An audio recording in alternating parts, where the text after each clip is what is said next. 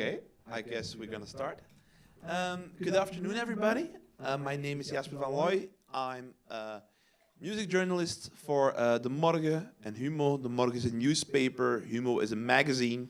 I have also my own Substack, The Notes in My Ears. And today I have the honor to guide you through a panel conversation about the very important question: what does it cost to take a stand in the music industry? And first of all, I will give you a little more context about why this conversation and why this conversation now.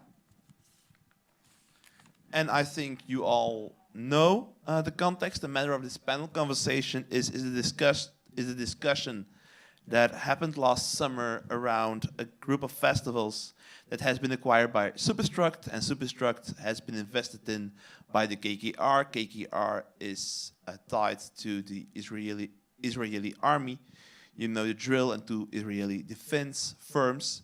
And so a lot of bands decided to cancel their shows, but some of the bands, like Bob Dylan, lost something by canceling these shows. They lost their agent, they lost gigs, they lost a lot, and that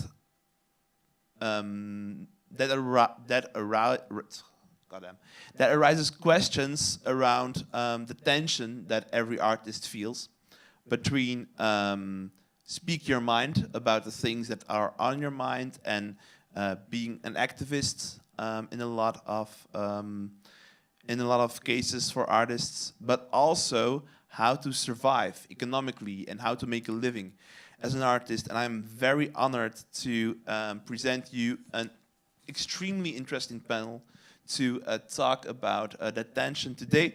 First of all, we have a visual artist and a filmmaker. She's a lecturer at the Ritz and St. Lucas Antwerp, and she's also an activist. And last August, she took part in the trip of the Global Sumut Flotilla to Gaza, and she has been caught and imprisoned for 4 days. So we are very happy to have her here. Give you a round of applause for Sadi Shua.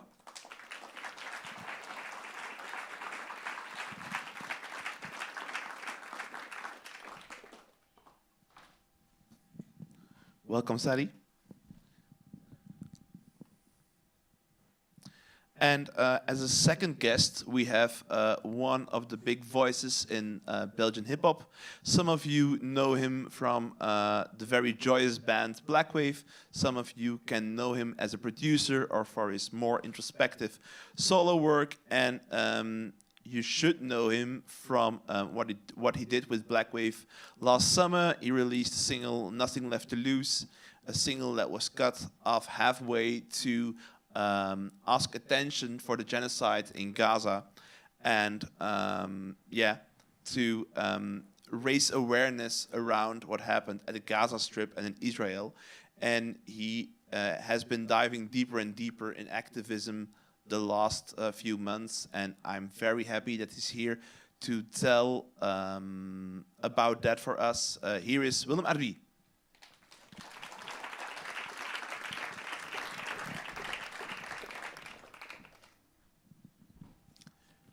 We have another hip-hop artist with us, and I'm very proud to call him the OG of Palestinian rap and of Arab rap, because with his brother Suhail and his friend Mahmoud, he founded the first Palestinian hip-hop band, Dam.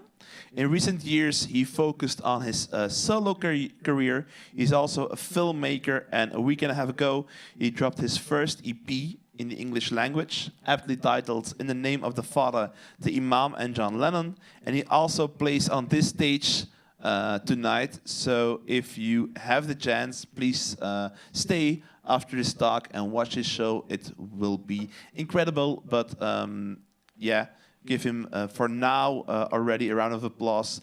Tamer Nafar.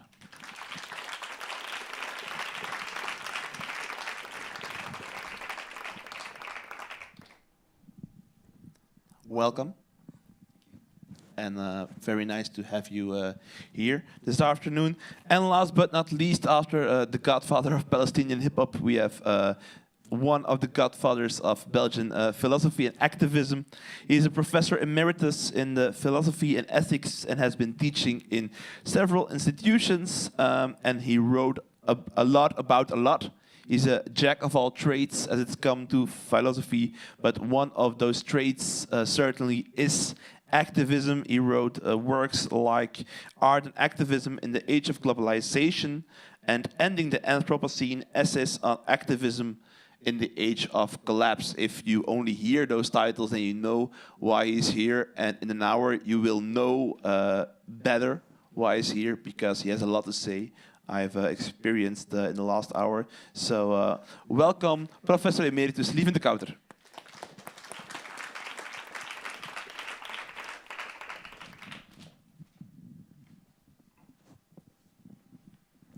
Welcome at the four of you. Willem, I want to start with you because I think the people maybe knew the most about what you did last summer. Will you tell me a little bit more about how you got into activism and what what you wanted to do last summer by the action you did with Black Wave? Yeah, I think for me, actually, the way Black Wave started was actually through, a form of activism, I think, without even knowing it in a way. But how the band formed was actually in the time when the George Floyd protests were happening and Black Lives Matter was like a big movement around the world. And I was looking to do something musically about that theme because I was writing, I was reading a lot about it, and that's actually how I met Jay, who became my partner in crime for Black Wave. And the very first track we wrote was about that theme.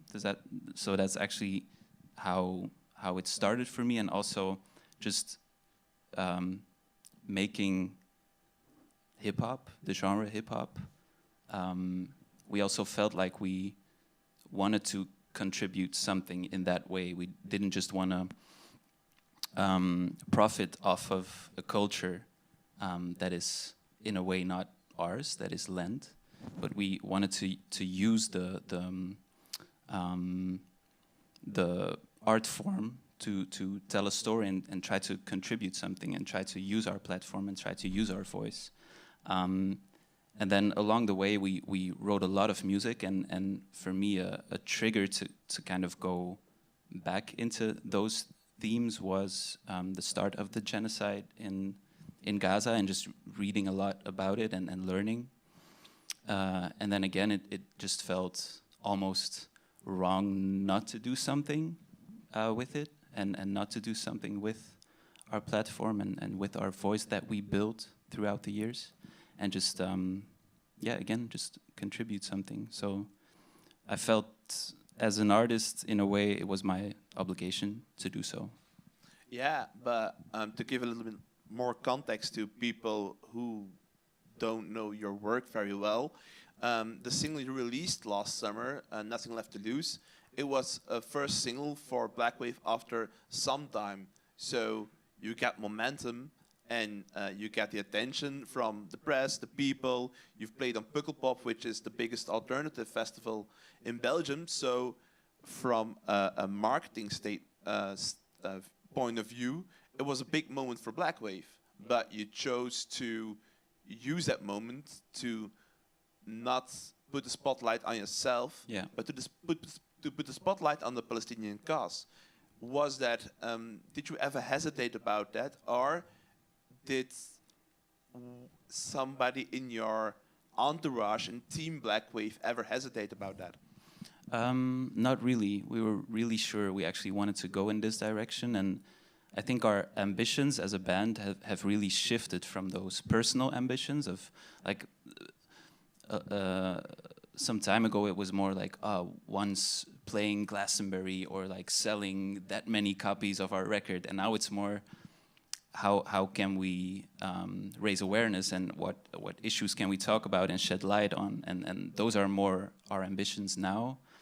And like you said, we came out of a pretty quiet time for Black Wave. We both did our solo projects, and it was kind of reinventing the where are we going with this project? And once we came with that idea, like, oh, maybe we should go in this more activist direction, all of a sudden it clicked and was like, that's why Black Wave exists, actually. And it didn't felt right to just write love stories, or for this project it was like, yeah, this is actually what it's meant to be, I think. So we didn't really hesitate. And have you ever had the feeling that your activism reduced your chances as an artist? I mean, it depends. I still feel like this is just the start of us going in this direction. So we still have to experience it, I think, because for example, we are still on Spotify. We are still on Apple Music, and so we're. If you would take it all the way, you would also take off your music from there, and you would stop working with all sorts of brands and stop playing all sorts of podia around Belgium and the world and Europe.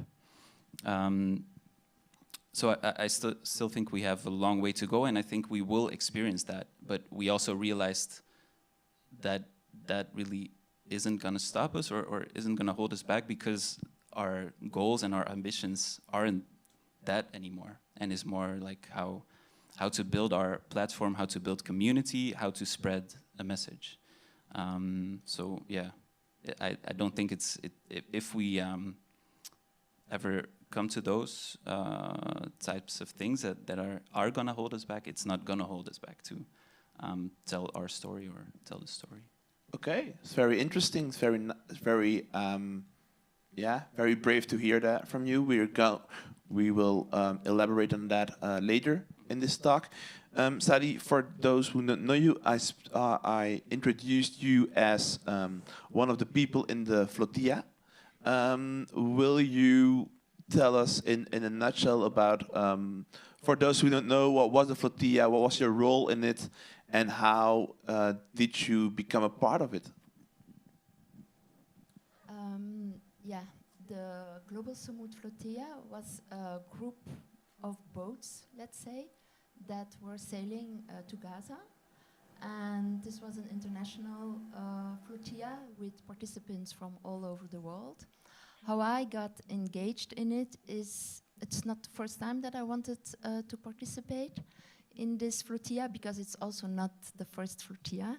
There is a tradition of flotilla since there is a blockade of Gaza, of Palestine, and so you can't go by sea to Gaza for already, I think, 18 years. Also Palestine, it's not in like, maybe for you it's more like a recent engagement, but for me it's not, because as I was born in a Belgian-Moroccan family, I grew up with Palestine and discussions at our kitchen table.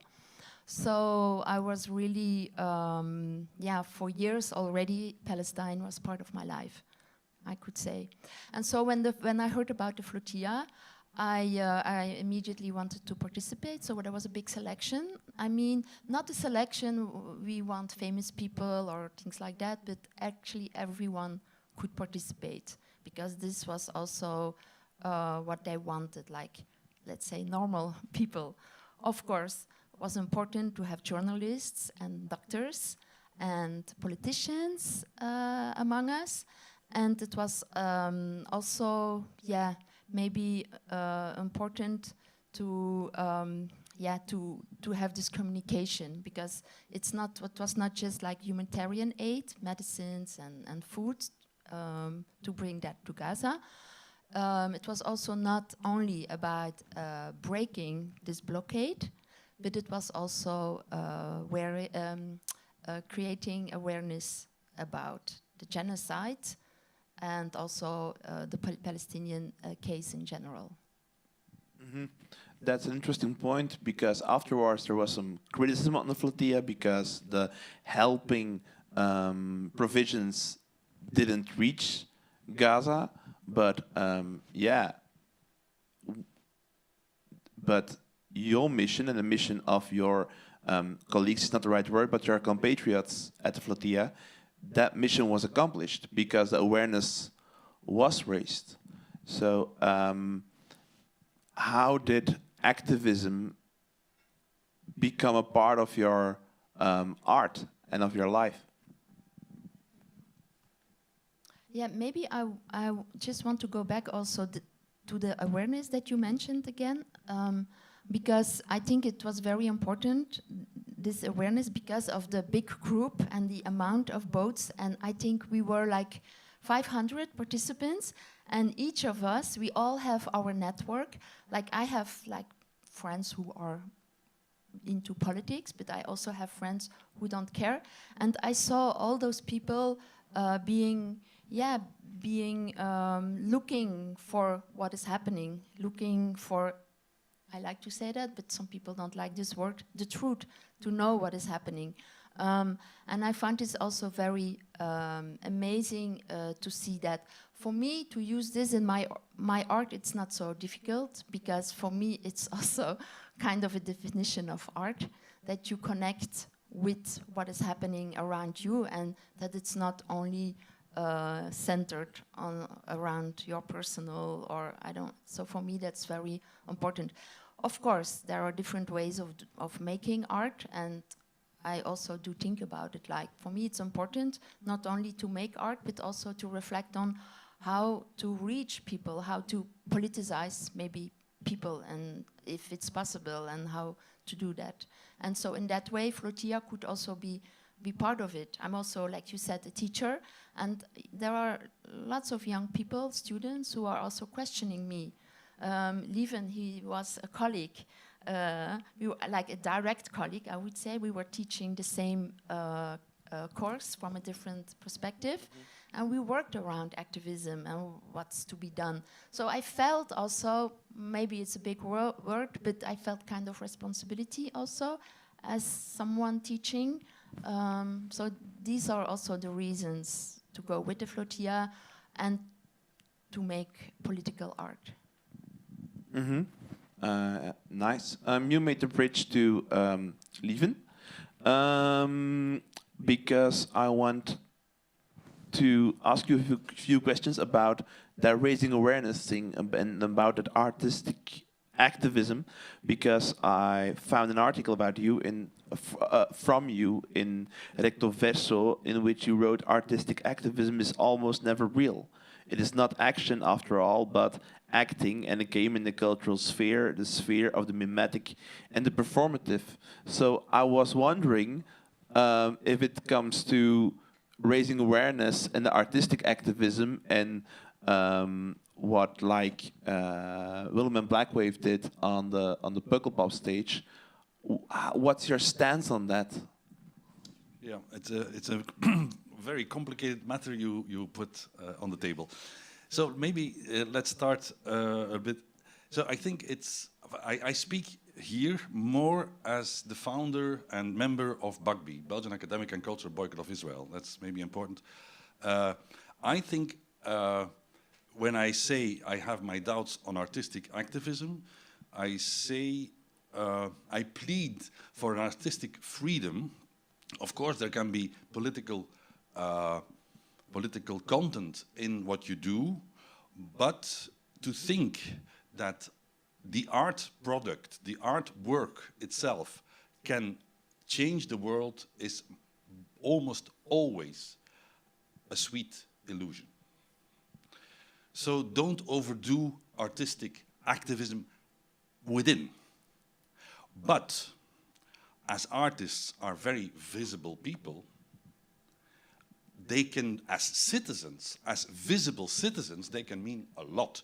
For instance, I wasn't there, but interrupting your song. In fact, the song I wasn't there, so I don't know even the song. But anyhow, so it's a very beautiful, it's almost an allegorical moment.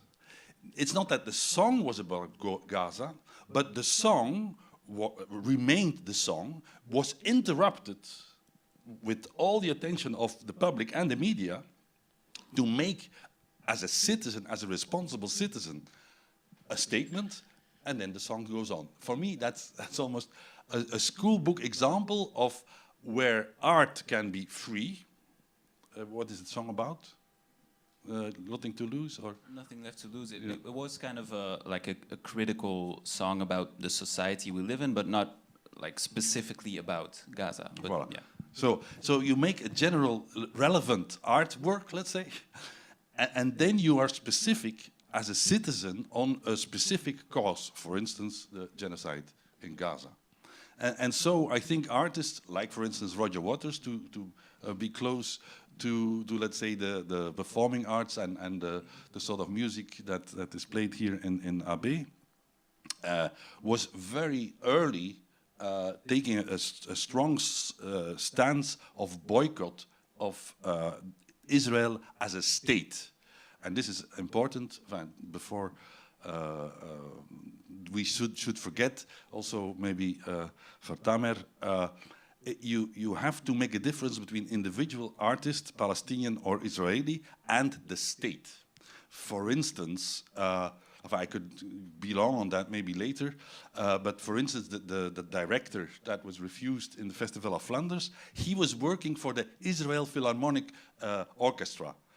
That is a soft power tool, and culture is an incredibly important soft power tool for Israel. The more a state needs propaganda, the more they will use culture as soft power. And Israel does so via Eurosong, via the cycling, like the Vuelta, Israel, Premier Tech, voilà, etc., etc. So you can see it happening. For instance, Eurosong is almost falsified by the propaganda machine of the public voting for the Israeli contribution. That now they had to change the rules to keep the Israeli lobby, let's say, out of sort of changing the result of the contest. And that sort of, so soft power should be broken because you cannot tolerate that a state that commits the three major crimes against humanity, namely ethnic cleansing, apartheid, and now genocide, that they can do as if they are a normal state. They are not. No.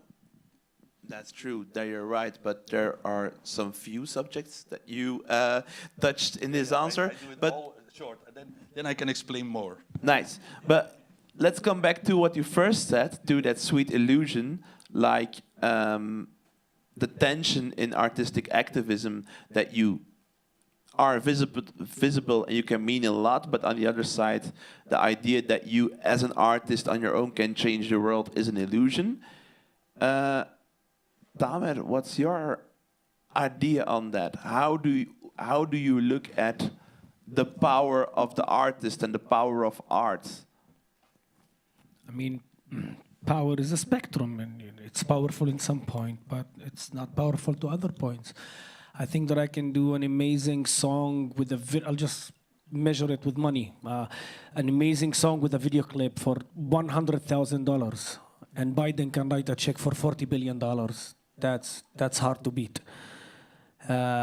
Me, myself, I'll try to explain it because now you're kind of stealing the show. Now I'm going to say things that I meant to say in the show itself, but it's okay. Everybody's coming to the show just so I won't repeat it. Oh shit, I need to think of something else for the show then. Me, myself, I was very disappointed. I live for metaphors. I live for art. I live for visuals. This is my, I guess this is the safe place that you build yourself as an artist to create that beautiful place, because the world is a shithole, especially if you live in the Middle East. I can say words like Middle East, right? So I can, thank you. So I live for that, to create that world. And you know, sometimes when you create metaphors, you believe your illusions, you believe the metaphors. But with the genocide that is happening, I started art because I wanted to document what happened in 1948. Like, we don't have Hollywood movies about that. Our trauma is not documented. Actually, it's denied in a way. It's questionable in a way. And there is nothing more painful, even as an individual, to feel that you don't exist. Even if you sit with 5 friends and you say something and nobody pays attention, just doesn't. So imagine a collective trauma is being held under question. So I started doing art because I wanted to document that. Like, I knew about slavery, I knew about. He started back in Black Lives Matters. Back then, Tupac took me to all what is happening in the hood. So it's the same portals. And hip-hop was a portal for me to know other cultures. So I wanted to do that. I was like, I want to document my neighborhood. I want to document my grandma's stories, my grandfather's stories, and tell it to the world. But then suddenly, and you build. I'm more than 40 years old, and this is what I know, and I do it the best. And then suddenly your whole world shattered. You have thousands, millions of documentations happening in the genocide that they are beyond words. They're visual. They are hard, and still nothing. Literally nothing. So somehow you feel like you. I said in the song, it's like I went home and I found my wife, Art, having sex with pessimism. That's it. I'm done. And it's heartbreaking. Not just on the level that you cannot do anything, but on the level of what my tools are not working. But I'm not expecting a carpenter on the age of 60 to become a coding engineer. I mean, that's all I can do. So my whole world shattered, and it got me. I mean, art is food for the soul. This is what I was raised for. But nowadays, you have 2 million people under siege with no food for the belly. So it doesn't make sense for me. I think the physicality is in danger more now, and I care about it more. So but somehow it gave me an opposite effect, because I kept saying art cannot break the siege. Art cannot do. It's an illusion. I cannot do this. And after 2 weeks, 3 weeks of depression, of this darkness, I cannot do this. I cannot do this. Suddenly, my mind stepped up and said, "Okay, I got it. You've been saying things that you cannot do. What is it that you can do? What is it? I can do art. Okay, that's it. That's my size in the world. Is it powerful? Is it an illusion 100%? No, it's a spectrum. I can give 2 examples, maybe later and during because I don't want to take much time, but I can give 2, 3 examples of, yes, creating a change, even if it's a small change, but it was it was a very good change for my neighborhood, for example. So I really believe that art should be free and feel powerful, but I think it will liberate you if you know your size and you know your limitations as well. I hope I made sense. What made you debut in English 2 weeks ago? That was a dream. I've been doing that for a while. This album is kind of, most of the material are old. I wanted to release it, but then COVID came. And then I wanted to release it, but I just had problems with the contract. And then I wanted to release it, and I got obligations with my other band, Damn. And then the genocide started. And then, I used to do more than 100 shows where I live. And after the 7th of October, I've done only 2 shows. So somehow closing that door made me notice the window. It's like, it's time for the album to come out. And I'm here with you guys. Yeah, and it's an honor, and I checked the album, and it's a wonderful album. And but I feel ashamed to tell that if I would never have heard of you if the English album would not be there. So it's the pivot to the English language, also a way to tell your message to more people and to make more people aware outside of the Arabic world? That there's First of all, just so people will know, I started doing rap back in 1999. I invented something called Arabic hip hop. It started back in 99 when I started it. And I've been traveling around the world and I've been doing shows, which is amazing. In Palestine, when I do shows, people enjoy lines. My most famous songs are love songs, of course, the political ones, but also love songs. I have sex songs. I have songs about car. We all dreamt to be gangster rappers in a way. We all wanted to be Snoop, in some point in our life. So acting that cool. I have wedding songs. But somehow the West always looked at me as I exist because of the Palestinian issue. And I didn't like that feeling. And I only lately found when I mean the West, not Bruxelles, you're different. Just different places. It just made me, it just gave me a subliminal message without me noticing, oh, I'm really needy of Israel. Like if the occupation goes, you are not interested. So somehow it creates an effect of, oh, I need to think about the occupation. So the occupation is what's driving you to inspire? No, it's not. It's blocking me. It's killing me. So I really had to fight. It's an inside demon, an inner demon, to believe it. Then, I want to write a love song, but then, no, let's do it a political one because this is my existence. And no, I have other emotions. So I noticed myself performing all around the world. And the people, whatever I sing, I rap in Arabic. Let's say I do a show in France or whatever. I rap in Arabic. Charisma is amazing. Visuals are amazing. Beats are good. All the layers of the art that I care about are there. But the small layers that I care about, like lines, like punchlines, like I live for punchlines. I can. My friends used to go out to clubs. I used to buy a bottle of wine, get a whole album, get the lyrics, and just spend the whole day. I love reading, and I love the metaphors, as I said. But as much as I spend them, I perform a song of 3 minutes in front of people who doesn't speak Arabic. The song ends, they enjoy it, but I want them to pay attention to the lyrics. So I started pushing like smart lines, punchlines, allegories, metaphors, whatever you want to call it, in between, just to test it. And I've noticed that it keeps the crowd with you. I like it when I rap a certain line, you mute the drums just to mark it, to let people notice it. And then I notice a couple saying, oh, did he work?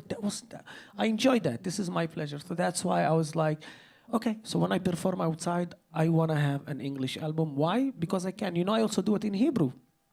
I was crowned the best lyricist in Hebrew twice. So that's the question. Is it just a message?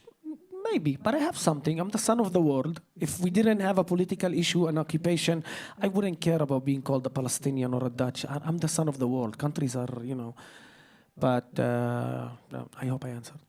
Yeah, you did. And now we know the 4 amazing people on the stage. Let's come a little closer to the big question behind us on the screen. What does it cost to take a stand in the music industry? And I wanted to know who of you has ever missed an opportunity because his of her stance, his of her activism, his of her way to make the world a better place.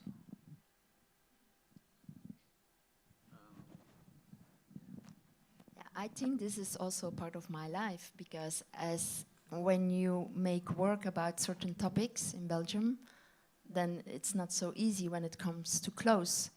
So I think, like you said, like the being a Palestinian is actually blocking me, but also having a migrant background in Belgium is also blocking me because they want also me to make work that they want to hear. Like, I don't know, Moroccan women and so on. So when I don't do it and I work around, for example, racism, then it's more difficult because it comes too close. So I think there is a lot of silencing and there is a lot of censorship around that. So yes, I think when you are like an activist, it will cost something, but it will not be the same for everyone. And of course, it's also what you want, because sometimes it's with all activists, you don't need a migrant background or when you are an activist, you will anyway lose something. And there are many of us who did it before us, and that's why we are living maybe in a world that's maybe a little bit better. So, yeah. But if you are calling about silencing censorship, will you elaborate a little on that? How we should imagine ourselves silencing and censorship in the Belgian cultural sector? But first of all, it's mostly part of the structural racism, so it's not always very visible. But there are some examples. One example linked to Palestine is, but it's not in Belgium, it was in Germany, that I was invited for an exhibition. And I made a work around Gaza, and it was not in the exhibition. So I had two works, and it was very far, and I could not make it to the exhibition. So I was building it from Brussels, and someone went to the exhibition and said that work is not there. And then I got an email by mistake where they were calling me like a dangerous, or they didn't know, is she dangerous or is she just a crazy woman to make a work about that? But the work was not there. So that's, yeah, they canceled my work, you could say. And this is what happened. And this happened like after October 7th. And how do you react to that as an artist? If you experience something like that, does that alter your work, or does that alter your poetics? It's always in the work that I make next, I would say. I often do something with it. For example, I was also told that I should not... I made a work about how the West was looking at Pussy Riot. I don't know if you know Pussy Riot. So I made a work around that. But it was not... It was more about how we were looking at Pussy Riot, like as if the Cold War was back again, and so on.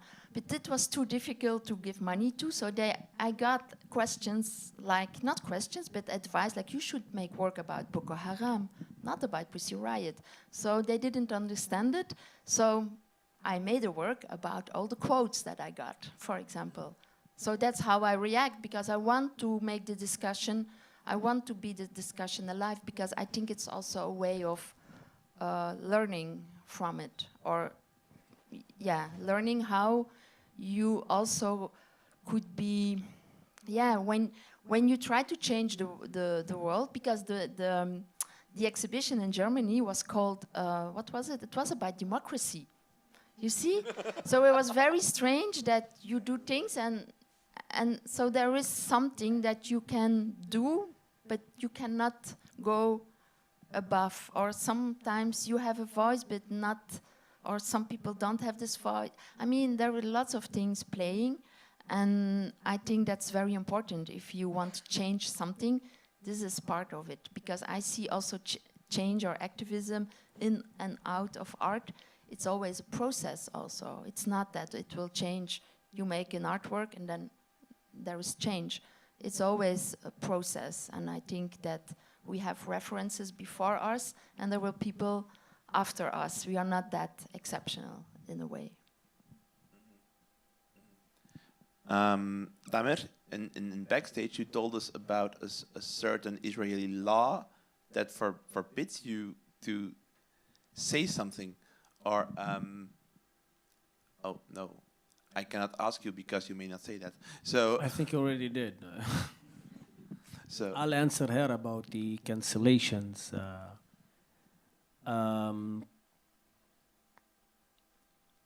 Shows, as I said, like more than 100 shows were taken. I would say that even before the 7th of October, if you can go online and Google, police tried to stop the shows a few times. During the show, I'm going to show you a video of how is it to shoot a video and being stopped by the cops a few times. And beyond that, before I want to say about the cancellations of things, I would like to say about you are born with non-existing things to be cancelled from the beginning. Excuse my English, I'll do my best to translate it. As I said, I'm a Palestinian living in Israel, so our schools Yeah, our schools are, yes, Arabic schools, because 99% of the schools in Israel don't mix, the Arabs or Jews together. But the Arab schools who are governmental, our culture is being cancelled. Like, for example, everyone heard of Mahmoud Darwish, right? You heard of Mahmoud Darwish? One of our best poets in the world, right? When did you hear of him? I heard of him on the age of 20. But I did hear, I was raised in Arabic schools, but being supervised by Israeli governments, I heard about Zionist and Jewish poems who are glorying the land of Israel, for example. So it's not just the cancellation things. It's things that you see from the beginning, see during your career. And as much as you are more verbal, I'm very verbal. And I'm the poster boy of the cancellation since 2015. I'll share a sad, funny story about cancellation. But before that, we are cancelled. We are cancelled before we know we are cancelled. Our culture, our politics. Imagine learning the history books of this amazing land that was raised from nothing. They said it's come from the swamps, right? And you know that your grandfather had a house here. So to be born with this loser, broken mentality, it's not something that they gave you, and you are born cancelled as an identity, as everything. As for being cancelled as an artist, I'll give something that it's out of the blue. I didn't even expect that. There are, like, as I said, I'm a citizen there, so services are Israelis, everything is Israeli, taxes are Israelis. For those who don't know, back in 1948, it was, yes, 100% Palestine, but when they exiled most of the Palestinians, a few Palestinians managed to stay. One of them is my grandfather. Okay? And we were, I think back then we were around 200,000, now we are 2 million. Okay? We got the Israeli idea and everything. Similar to, I would say, the natives of the USA. There are five centers in Israel about the hotline. Sorry, not hot. I was quoting Drake's song suddenly. Sorry, about a hotline where if you are a child under 18 and you get, molested, get bullied or something then that's a safe phone call for you to call, right? Over there, you have a police that can help you. In Belgium, you have the same, more or less. Oh, yeah, it's global. Service, it's global. But there wasn't one for Arabs. Like this one, it's for everyone. It's not like if an Arab child called, they're going to say no, right? But an Arab child will not feel free to call and speak in Hebrew, for example. So this specific place, I think it's a private place, decided to open one in Arabic. And they did their, what do you call it when you ask people over the phone? They did their statics, and most of the people picked me to be the presenter of that. This is all about to stop the violence against kids. Okay, so I did a campaign. I did a song in Arabic. It went very viral. That the Israeli office of I don't know what fell in love with it and was like, "Can we translate it to Hebrew?" And they have to ask me. And I said, of course. I mean, it's kids. Why would you? Of course, just translate it. So they translated it and they shared it from the Arabic source, Facebook.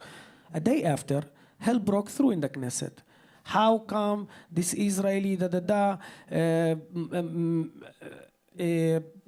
make a project with this anti-Semitic pro-terrorist rapper? That's how they call me sometimes, There was like a 5-6 debate in the Knesset if to remove the share or not to remove the share. Look how that's why I said sad and stupid and funny. And actually, you know what? I'm going to stop saying funny. It was just sad. Yeah. And after 6 hours, they decided to remove the share. And then they went partying, all the right-wing parties. We managed to stop the campaign. The campaign didn't stop. They just removed the share. If you go to the source, it's there. And it's unfortunate. It's unfortunate, first of all, for kids who doesn't read Arabic, and they need that. But that's an example of a non-political act that I did, but it's still being purchased as political because, as I said, you were born with a cancelled spine. We cancelled your spine, so you were not supposed. Who the hell are you now trying to talk? So it's not about just cancelling. I was born to a cancelled history, a cancelled Nakba. These things, what is the opposite of cancel? These things were taken away from me and I had to chase them in the hard way the whole time. I haven't heard of my heroes. I haven't heard of my culture. I haven't heard of nothing until I was 20 years old. And that was a hard thing for you to look back and to see that you were standing in front of them. And you understand how come you're standing with kids in the neighborhood. Well, they talk so confident and you are feeling below them the whole time and you don't know why. It's that mentality that you have. And then when you grow up, it's a crisis it's like, I would remember that blue pill, white pill, blue pill. Red pill. Red pill and blue pill, yeah. So I don't know which one I took. No, but it's. Did I take the red pill? So welcome to the main, where am I? Welcome to the desert of the real. Welcome to the Okay.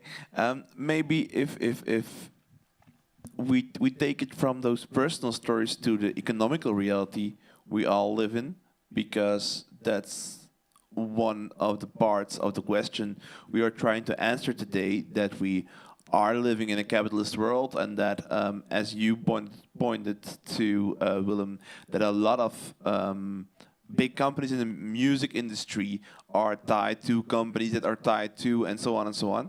So I was wondering too, because I consider the four of you an activist in some other way.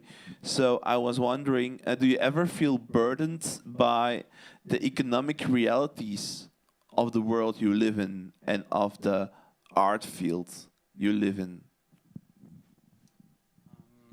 Yeah, I think like in the music industry, I think everyone is, and I've also just realized that I'm in a very fortunate position, that I've kind of built something for myself throughout the years, that I have an income just with the music that I wrote being played on the radio and everything, playing concerts, and I also understand that that is not the position that everyone is in. All of my colleagues are not in the same fortunate position, living off of their music and have to find other ways to make music. And I also felt like because I'm in this fortunate position, it feels even more of an obligation to kind of use that privileged position to give something back, or to try and do something back.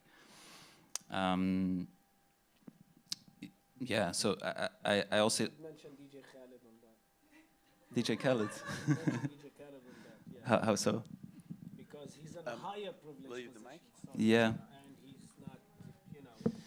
Yeah, I mean, but yeah, you have a lot of those artists, obviously, that are even more in a position to do something and just don't, which I don't understand personally.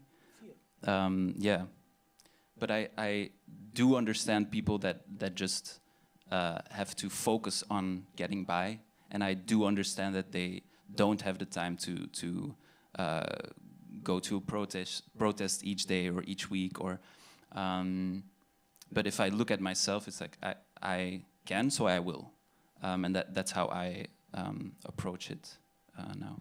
And like, if you, because you earlier talked about Spotify, and we're still, and Blackwave is still on the big streaming services. Some, I would not say the biggest bands, but some famous bands like King Gizzard and the Lizard Wizard took their music off Spotify last year. Which are the arguments you take into account with Blackwave to be or be not on streaming services? Yeah, I think it's a big question for us moving forward, how to move in that world. I think it's finding a balance, because if you would just cancel out everything that's tied to something bad in the world, you would just not be visible anymore. We would all not be on Instagram or on Facebook, or And so you can think of a way of starting a career like that, just in the real world, in your own community, just playing in bars maybe, or that's a possibility. But I think taking it step by step is for us the strategy now, and really thinking about every step and also finding a balance. Again, playing on a festival like Pukkelpop, we knew we could make a statement. Also, Pukkelpop is partly owned by Live Nation, which is like not the best force in the world, in the music industry. But we still felt like, okay, we could make the decision of like just not taking the stage, but then we could also not make the statement. So it's always finding that balance. And same goes for being on Instagram, being on Facebook, being on Spotify. But it's definitely something that keeps us busy. Another part is not all of our music is owned by ourselves. We were with major labels in the past, Sony Music, for example. So even if we would choose to do it, it would be a whole thing to make it happen practically. But for now, that's not really what's holding us back, but more like the just thinking about what's the best way to use our platform and how to find that balance, I would say. Tamer, how do you as an artist look at that economical reality? As I said, I really agree to what he said, and it resembles to what I said. Once you know your limitations, also you can find yourself free, and everybody take it step by step. And I think other than being passionate in your heart, we human beings have a brain, and sometimes they both negotiate. I rather criticize artists, not just artists, human beings who doesn't care about other human beings, than criticize an artist or a human being that already picked a side, but he's choosing a different strategy to pronounce himself. I'm not gonna waste my time fighting people. We can, we can walk together in different lanes. If it makes sense, we can go to the top of the mountain. You from here, I'm from here, and it feels sad. It feels sad for me sometimes that inside of the activist community that we both agree that that's the goal, but somebody decides to do this and the other decides to do this, and then they waste the energy of fighting if it's right or wrong. This is not absolute. This is not absolute. That's why it's activism. So I'll give an example. I co-wrote and I acted in a movie called Junction 48, which created a huge noise. It won the best Berlinale movie, the best Tribeca movie, a feature. And only when it was nominated, it was the best, like the best scenario. Like best movie means the story is the important thing, right? And all the world, it was nominated again for the best movie, best movie, best movie, best movie. When it came to Israel, it was nominated for the best makeup, the best sound effect, the best and they nominated me as the best. I also did the music the best. And they asked me, for example, to come and perform since I was nominated, they asked me to come and perform in the Israeli Oscars. And I said, no, I'm not here to entertain you. If I'm gonna use an Israeli stage, then it's gonna be 100% political. And then I said, no, that's it, I don't want your nomination. A week after, one of the ministers tried to cancel the poems of Mahmoud Darwish. Okay, like remove it from stores or whatever. And then a few days after, I've noticed that she was invited as the guest of honor on that same ceremony of the Oscars. And I was like, you know what? I think I should perform. And many of my Palestinian friends thought I shouldn't, that I should boycott this stage. That there's not a certain BDS because I'm a citizen of Israel, so it applies different on us. Then it became a debate between me and my friend. Oh, he's not good. And other Palestinians were nominated. Some decided not to go, and some decided to go and not to say anything, for example. I said, okay, I want to go, but I choose the songs. And I want to do a Mahmoud Darwish poem, the same poem that she canceled. Now, once I came on stage, somehow she left, and it became a huge viral storm. And suddenly the Palestinian issue was on the map, and suddenly that was a sweet closure for me because, as I said, I didn't know Mahmoud Darwish until I was 20. Suddenly the sales of Mahmoud Darwish I didn't sign any royalties, unfortunately. But that was a question. That was a question. But if there's a message I want to deliver to the activist, let us be brothers and sisters, even if sometimes we don't. If we are in the same boat, sometimes I see. Let's walk together in different lanes. I'm not gonna spend. There's a lot of the struggle and the battle and liberty and quality for all people. It's gonna take. We're gonna die, and it's still not solved.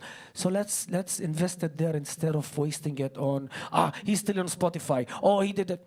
This, you know what? I've seen your style. I trust your energy, and maybe you will boycott somehow, but you need to grow into it as well. Maybe it will come. It's a process. I'm not the same as 20 years ago, and I'm not the so that's. I hope, yeah. It's a very hopeful idea to give to us, to people. Very thank you a lot for that. Leuven, from the Belgian Academic and Cultural Boycott of Israel. I said it right in one time. Do you have something to add to the ideas about boycott and economic burdens that are spread right here? Well, it is, of course, it's always difficult. We try now for years to bring the Belgian universities to cut all the ties with Israeli universities. It's a long process. We sometimes were successful. For instance, Law Train was a case of research together with the Israeli police, and that, of course, was such a blatant, a no-brainer that you could explain even to children that the Israeli police is not a party in a sort of innocent research. So they stopped that. But in general, it is extremely difficult to bring the universities to break ties with Israeli universities, because legal obligations, financial consequences, etc. But after years, so I was involved in Bagby, but also since October 7th, there was suddenly a sort of new network called the Palestine Inter-University Network. And I think also, of course, the work of the students occupying Ghent, occupying Leuven, so together with the professors, and that brought, which is maybe not known so well because the media did not take it up, I think, sufficiently, brought 10 Belgian universities, so all the major universities, wrote a letter to the European Commission to ask in very firm words to suspend the EU-Israel Association Agreement. Of course, when we said it, for instance, to Maya Wind, who is an author of Towers of Ivory and Steel, in a book where she exposes the complete implication of Israeli universities in the apartheid system, really not only with the links with the army, but the whole ideology, etc., etc. It's totally, so there's not one innocent Israeli university. That's not possible. She said that what we achieved was amazing at a European level. On the other hand, we were very disappointed because, in fact, this letter was the perfect umbrella for the universities to say, hey, you, Commission, should stop the EU-Israel Association Agreement. We cannot do anything, which, of course, is not true. But you see, in activism, you always have to be happy with what you can do and accept that you cannot do everything. But you have to keep going. And of course, I'm not wishy-washy. For instance, to give you two anecdotes, Meet Warlop with Campo, it's a while ago, 2014, I think. She was invited to the Israel Festival. Yeah, Israel Festival, sorry, you know. Israel Festival is a soft power instrument to say, hey, what a glorious country Israel is. So we said, no, you cannot go. They said, yes, but we will give money to a Palestinian cause and that will make up for our sins. And then the guy who was doing this fund, the dancer Alain Platel, said, no, we will not accept your money. And then they decided not to go. Subsequently, we tried to convince Jan Fabre and his scriptwriter Jeroen Olieslagers not to go with the famous long production Mount Olympus to the same Israel festival, and they said, typical what I would call a Belgian hasbara or artistic hasbara, they said yes, but we believe in dialogue. Can I use the dirty words? I mean, this is the most shitty argument you can think.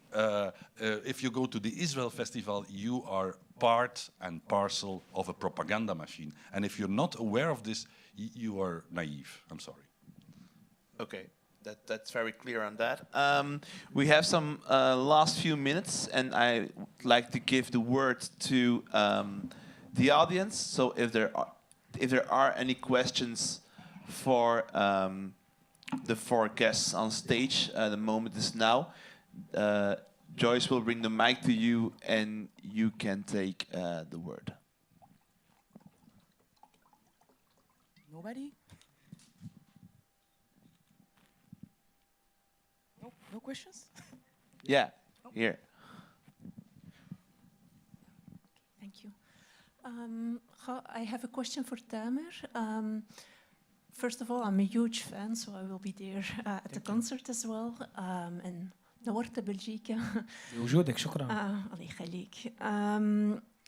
I'm really fond of your lyrics in the sense that you seem to find this intersectional combination, so not only politics but also you sing about women, the differences in a good way. In a good way, yeah. Well, I will rephrase feminism.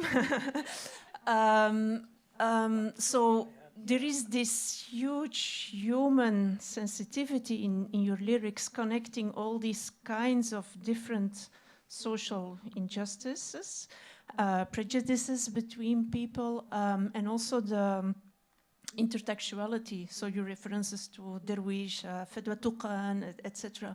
So I feel it's sometimes a thin line to walk to bring all these elements together in your lyrics. So how do you do this? Thank you, first of all. I appreciate when people ask me about lyrics. The sensitivity is from, I follow, first of all, my parents. I'm not going to talk much because I've literally burned my show today on this talk.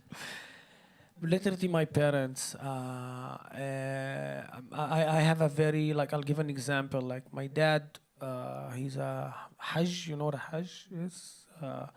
He was on a wheelchair. He was very conservative, and he used to come to our hip hop show, proud of us. So if that conservative man could have found the right for everyone to say his thing, and if he's wrong, then you trust his energy. Not all of them. Some should be smacked, but to trust the energy that it's a process. We are not born right. We are born to then there it is. And I would say a lot of rappers and artists. I'm a huge fan of culture. So yeah, my wife, I would say my wife and kids as well. You have it on tape, this one? Thank you for your question and for your nice, kind words. Any more questions? Don't be shy. No? Okay. Okay. Then we have some few more minutes. I can maybe ask some questions. If the people in Ancienne Belgique will have to take one thing away from this panel conversation and about what you want to tell to them today, what should it be? So what's your main takeaway from this conversation today? I would say do not buy the argument that art and culture are for a dialogue. Make a very sharp distinction between individual artists, Israeli, Palestinian, whoever. everybody has the right to exist and do his thing. But as soon as they are collaborating in what I call soft power of the state of Israel, or any criminal state for that matter, you have to go for boycott. Because boycott is a very important non-violent instrument to bring, to at least discredit a state, which is the first movement, and maybe B, one day, to end the apartheid system of that state. Voilà. So for me, it's very clear: individual freedom for artists, but no collaboration with that sort of apartheid system.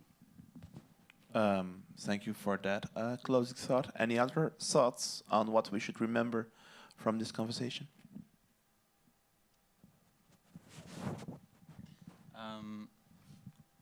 Yeah, I think something I wanted to touch on still is kind of a thing I see happening also a little bit, and has happened before a lot, I think, within the music industry, and is this trend almost of activism, and like just the aesthetic of activism. And I think it's just something I have to keep reminding myself, is not to fall for that, and also try to really live it. So we are going in a direction, and again, more and more with Black Wave, of this aesthetic also of activism, and for me, it's a part of the journey is also reminding myself to live it and to do it also in my personal life, and not only just as like a thing I put out in the world and then not follow up on it as a citizen, like you said. So kind of making that connection for me is really important, and I feel like should be focused on as musicians and as artists who are trying to move in that direction.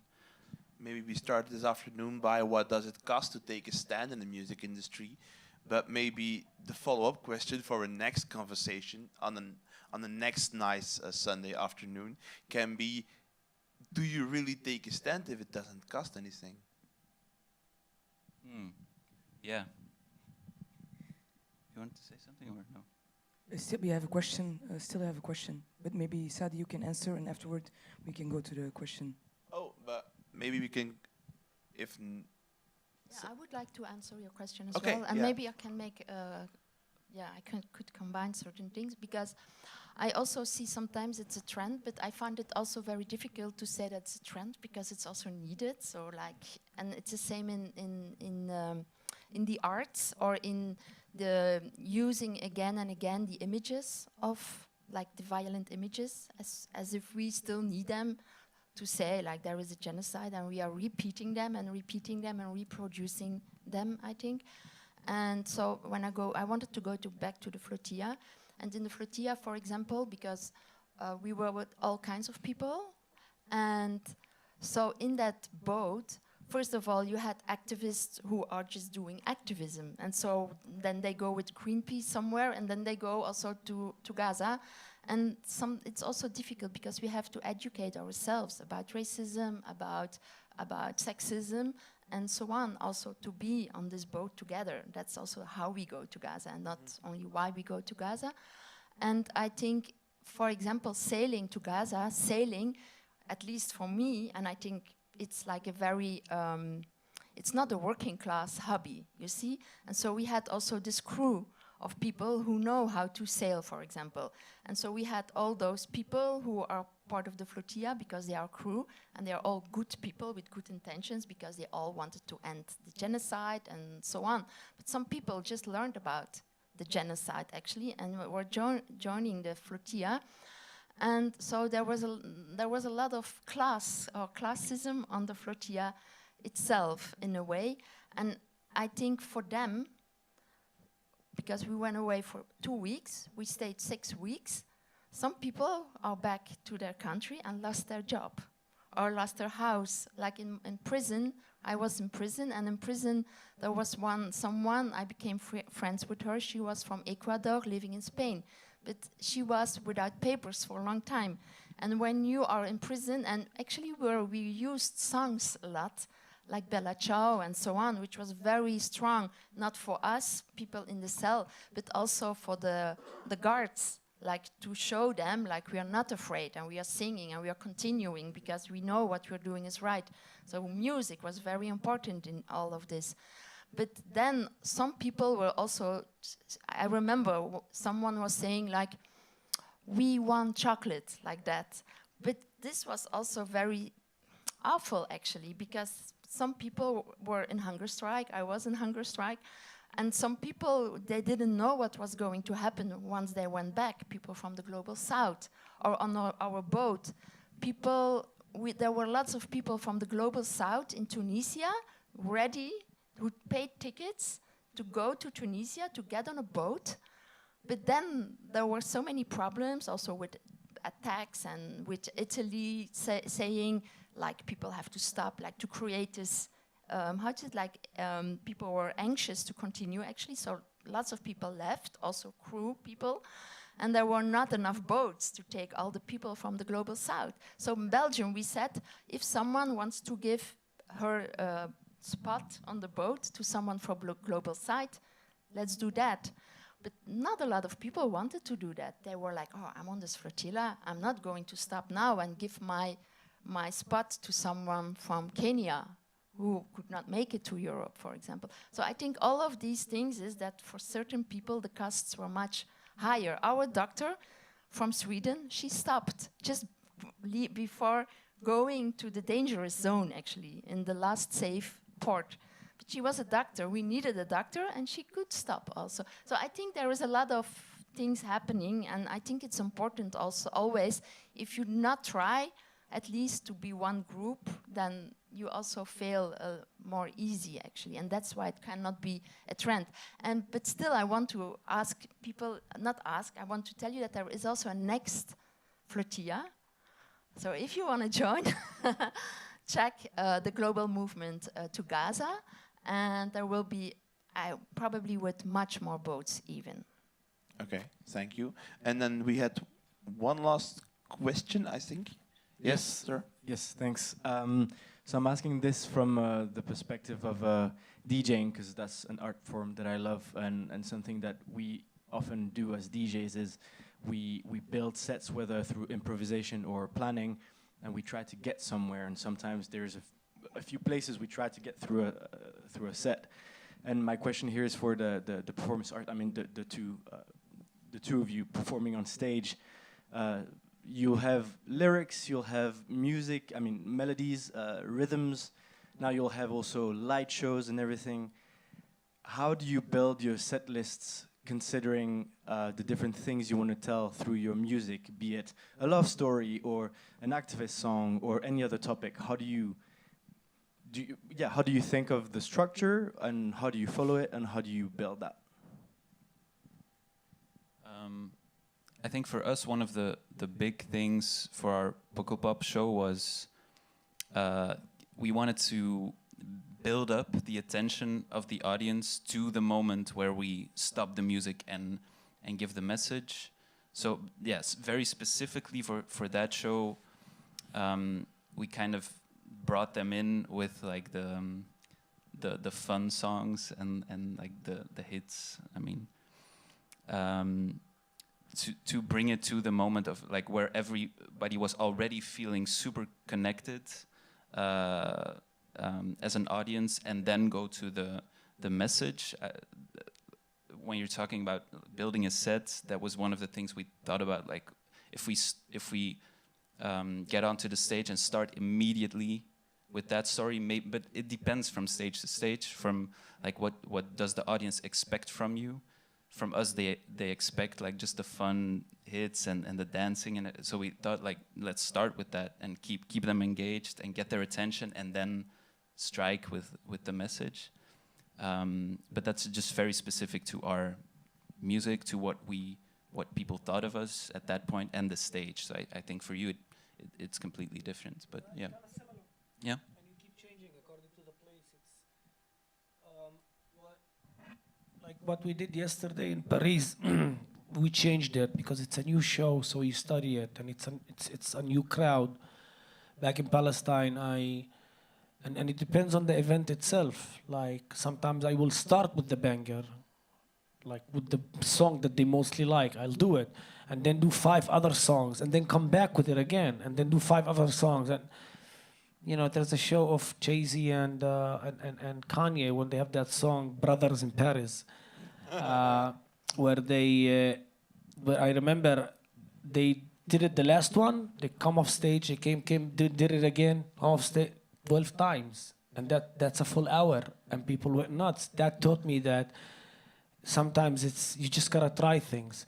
I would say my career on stage is 26 years old, and only for the last 8 years I feel that I'm more in control of reading the crowd. And sometimes it's this musical decisions as well.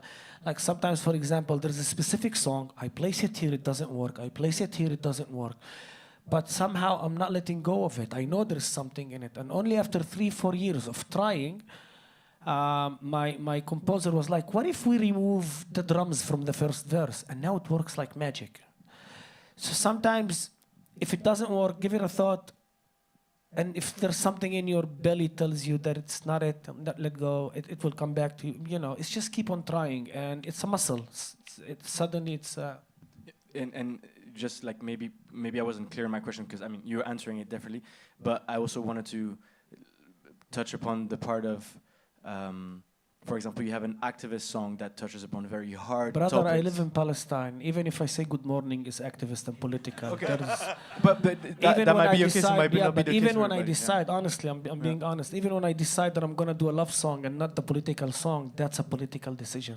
I live there. This is, you know, for me to go on stage and to start to do 5 songs, only club songs.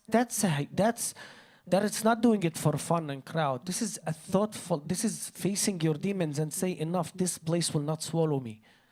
So I cannot distinguish between which I have the power, but I don't feel that I have the privilege. Like I will try to cut it. I don't want to give long answers, so just give me like 1 minute or 20. I don't know. Until 2 years ago, I started my hip hop since 1999, and every time they ask me about Palestine, I used to battle it. I'm an artist before everything. If I was born in Sweden, I'll be top charts in Sweden, rapping about girls, rapping. I was born to this situation, okay? But that will not take my individuality.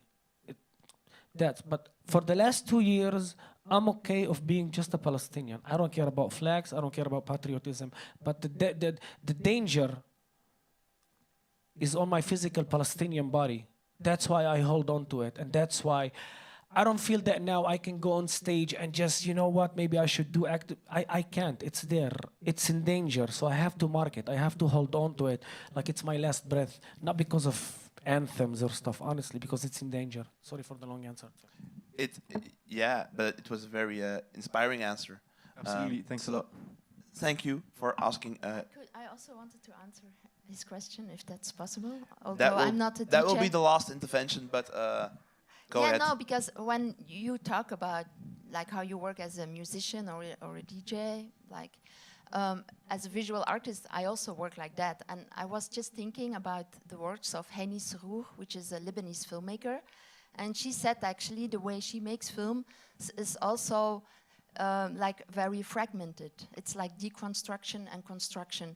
And I think this is very important because she said our societies, so she's from Lebanon and she works around Lebanese and Palestinian history as well in her films, because our societies are touched too much by violence as colonialism.